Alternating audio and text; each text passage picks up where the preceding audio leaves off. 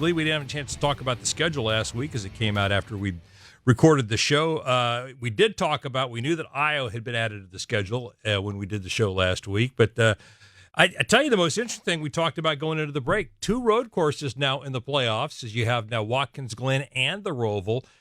And now, because the way the calendar worked next year, because you got a 2-week break for the Olympics, which NBC wanted, you now have Daytona is no longer the cutoff race for the playoffs. It is now Darlington, and the first race in the playoffs is going to be Atlanta, so you're going to have 2 superspeedway races in a 3-week period. Not only are you going to have 2 superspeedway races, then you have 2 superspeedways to start the year off, and then you go to the West Coast, right? So if you destroy your cars at Daytona and Atlanta, and then you got to go off to Las Vegas and Phoenix, you damn well better have a really good fabrication department and a big checkbook to pay for parts, right? Because it's going to be something in both those instances to pull everything together and make it work. Well, that's absolutely true. And because of the way the schedule starts, you're going to have to build twice as many Speedway cars as you normally would because you don't have time to repair them between races. So you're going to have, everything you need for Daytona for the duels and for the Daytona 500.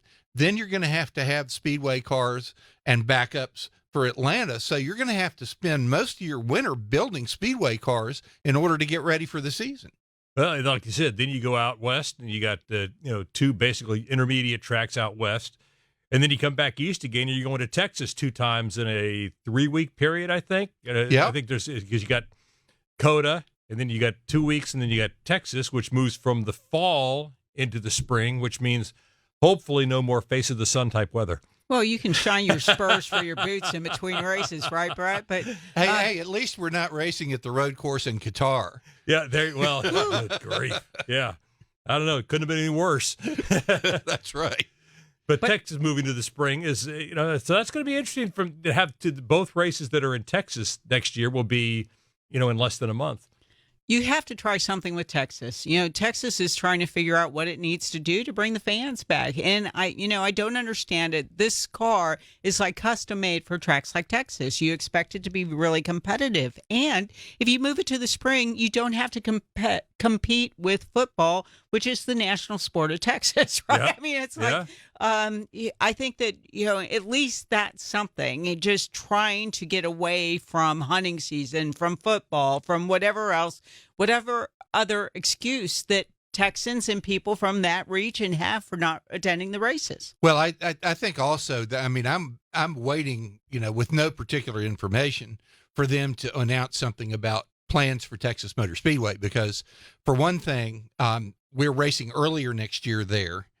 IndyCar is off the schedule at Texas Motor Speedway next year, but Roger Penske seems to say that it's going to be just for 1 year. So I've got to think that they've got some renovation plans for the track. I think they went overboard with flattening turns 1 and 2 there when they reconfigured the track and made it less racy because of that, and more dangerous in terms of the exit to turn 2, in terms of spinning out, things like that. So I'm waiting to hear something about Texas and what the future plans may be.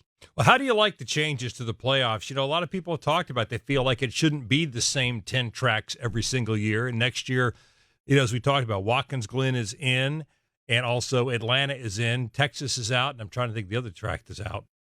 Is it Richmond's been out. Richmond's been out. Darlington's out. So yeah, I guess that's what it would be. Yeah, Darlington's out. I look at it from the standpoint, the biggest change that we need to see with the playoff races is the season finale, the championship 4 race needs to move around. And I know you're very limited because of weather restrictions, but Phoenix is a fabulous destination. I think we would all agree. We love going to Phoenix, love going to Scottsdale, love, taking our clubs and, playing and what have you. Wonderful restaurants, wonderful clubs.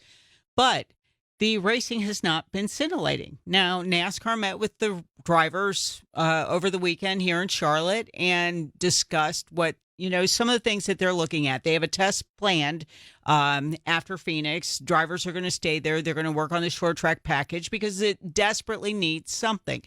One of the reasons that they went to so many road courses on the current schedule is simply the fact that road courses organically promote side-by-side racing. And, that's what the fans are looking for. That's what they ask for, side-by-side racing. For whatever reason, the next-gen car on short tracks and with the road courses has not put on scintillating product that we had seen in the past. And so it kind of did a complete reversal from what we saw. But they are going to work on the short track package once the season's over. And hopefully they'll come up with something big, because not only are we going to have Iowa and we want to make a splash there so fans turn up and come back, but we have 2 Bristol races now. Yep.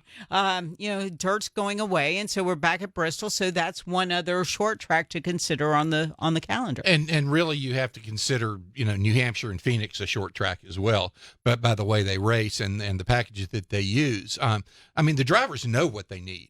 They know, and they've been saying it for ever since we put these packages in place. They need to have the horsepower restored at the short track. And obviously there are a lot of issues and a lot of expense involved with that, but that's what they need. And they need more control over the cars and consequently the ability to save their tires, to get off the corner, to prevent wheel spin, whatever, to use their skill in order to make those tracks more racy. And, I don't know what NASCAR so far has resisted that idea, but I think really that's probably the answer.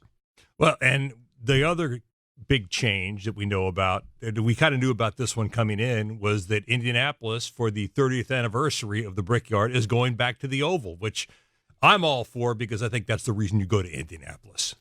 I agree with you. From a historical perspective, that's what you want to see. That's what the fans want to see. You want to add a second race on the road course, that's a whole different ball game. But, especially the new car. I think the new car will perform better. And that's been one of the reasons that they went to the road course. They wanted to see something racier. They thought the road course might give them a better product on that track, as opposed to the big track. But with this new car, I'm really excited to see what we get once we get 38, 40 cars on there next summer. I totally agree. I'm all for racing on the oval at Indy. It's the 30th anniversary. I hope we start racing on the oval permanently there, because to me, the Grand Prix course there is the least exciting of the road courses that we go to. And, they did fix the problem with turn 1 there, where everybody was piling into that, by moving the start finish line, the starting zone for the race, which they've done at other road courses as well, which I think also makes a positive difference. But I think that the next gen car and the package that we have with that for downforce tracks is going to make the racing better at Indy than it has been, ever since about 2000.